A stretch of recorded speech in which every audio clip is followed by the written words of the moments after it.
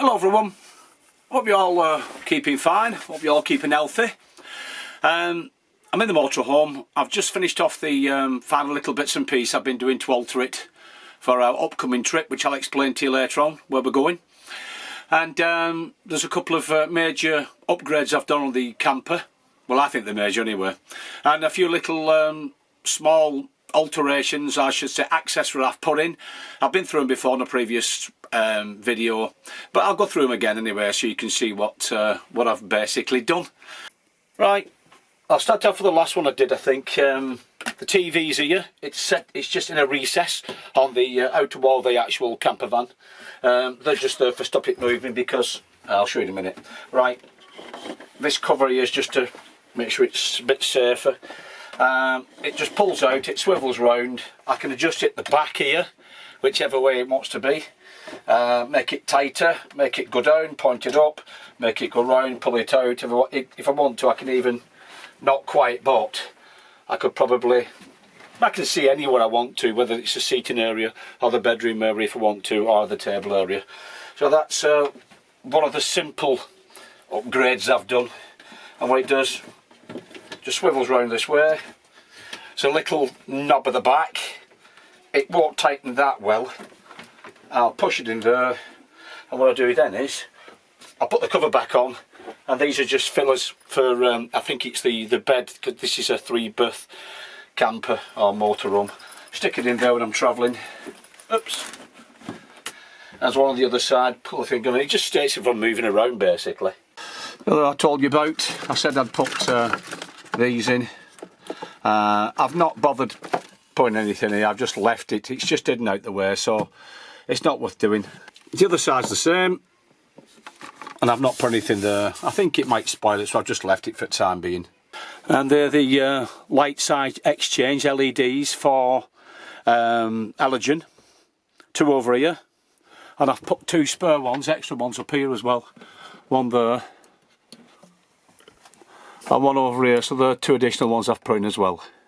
I've also changed these halogen ones. You can see these before, the touch ones. If you touch them and you hold on to it, it drops the power down. If you let go of it, touch it again, and it goes up, as you can see. And there's a USB socket there, so I can charge the phones while I'm in bed.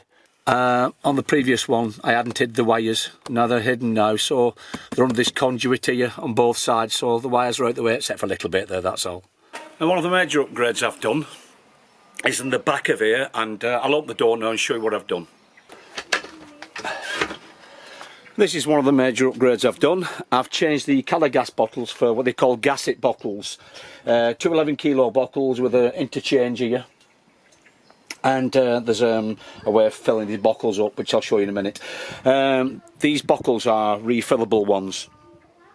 And the reason I've done that is because when I travel abroad, which I do quite a lot when the pandemic isn't here, if I need to run out of, if I run out of gas, then at least I can fill it up with different places throughout Europe. The colour gas ones you can't get colour bottles for. So the easiest way is to put these gasset systems in, these refillable systems in, and I'll show you where the thing is in a minute, where it fill it up. I've got these here. These are all different European bottle fillers. Can you see these here?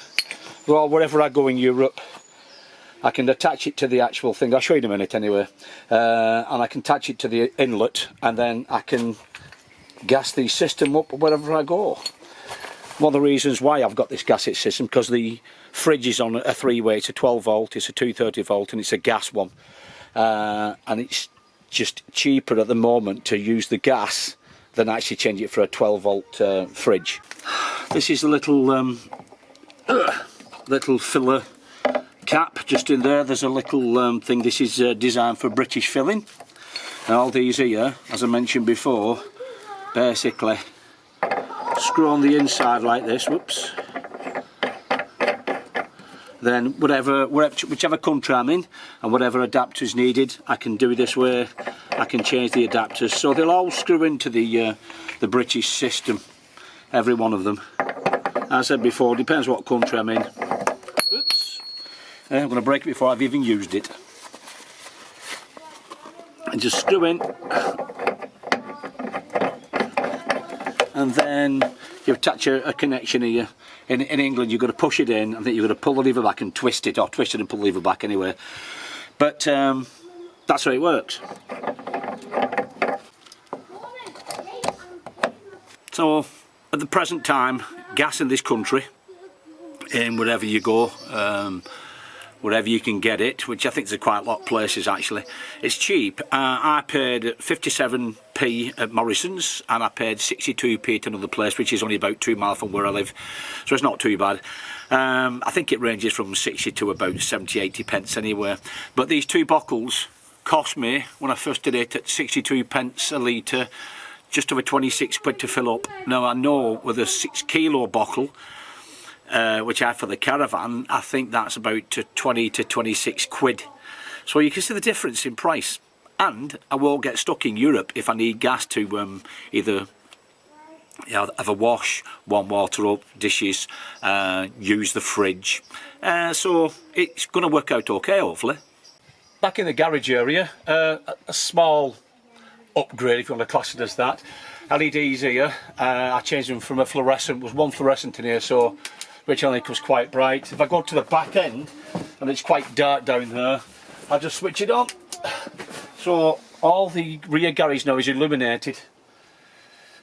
Another upgrade I didn't do, but when I bought the motorhome, I had these fitted, these little security things, and it's just a bit of extra security more than anything else.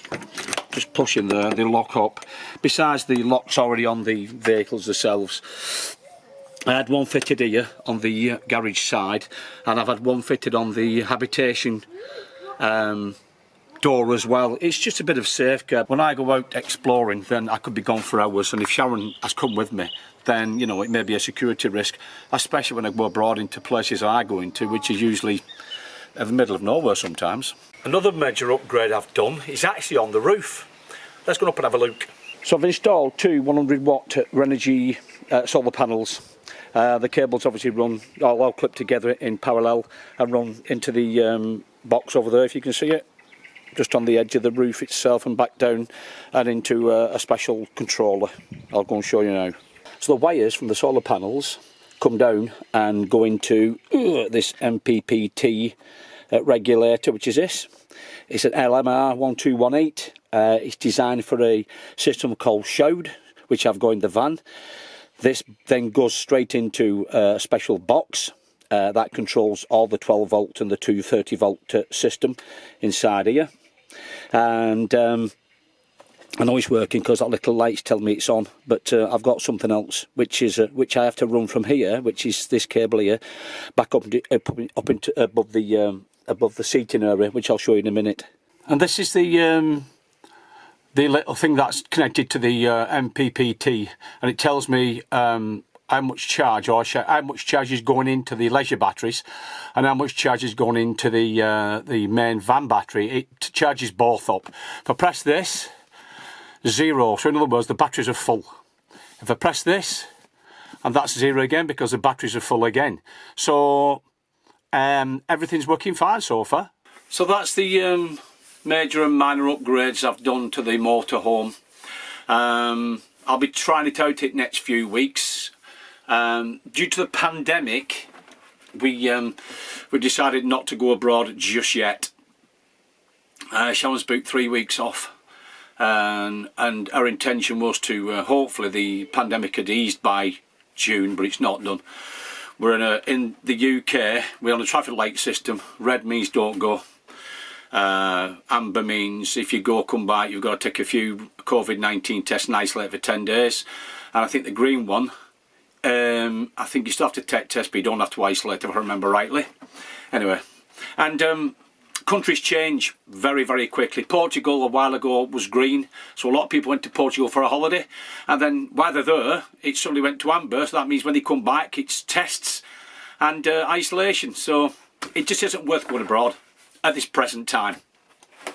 So the plan with this motorhome, to give it a test, if you can class it as a test, I live in Wigan, and we're going to go directly east into Lincoln, and then we're going to, from Lincoln, we're going to travel down the coast, trying to hug the coast as much as possible, down the south coast, and then come up the west coast and back home. Now, I know roughly where I'm going because I'm doing some filming for another channel I have, which is regarding the First and Second World War, old structures, old relics and stuff like that. So I'll be doing some of that. But what I'll do for this channel is, as we go to different places, I'll have a look at what I think's there and maybe make some comment or whatever, or put a little video together of what we're doing when we're travelling, what we're seeing, and that'll just be purely for this channel. So hopefully you're going to come along and have a look at what we're looking at, and hopefully if you see anything that you do like when we're travelling round, you may or may not want to visit, who knows, but you know, it's entirely up to you. So hopefully we're going to put a few videos out that's going to be of some interest to you. Thanks for watching, and no doubt I'll see you on the next video.